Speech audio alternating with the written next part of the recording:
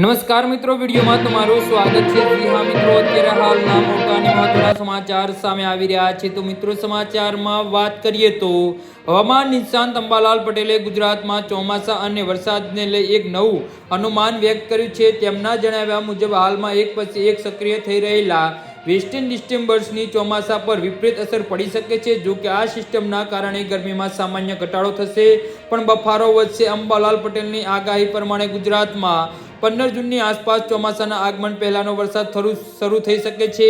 ખાસ કરીને 18 થી 28 જૂન વચ્ચે રાજ્યમાં સારો એવો વરસાદ પડવાની પૂરેપૂરી સંભાવના છે। જી હા મિત્રો, અંબાલાલ પટેલના જણાવ્યા અનુસાર હાલમાં ઉત્તર ભારત અને ઉત્તર પૂર્વ ભારતમાં એક બાદ એક વેસ્ટર્ન ડિસ્ટર્બન્સની આવી રહ્યા છે। આ વાતાવરણીય પલટાની અસર ગુજરાતમાં પણ જોવા મળશે। આ વેસ્ટર્ન ડિસ્ટર્બન્સ સૌથી મોટી વિપરીત અસર ચોમાસાની સિસ્ટમ પર કરશે, જેનાથી વરસાદની પેટર્ન બદલાઈ શકે છે।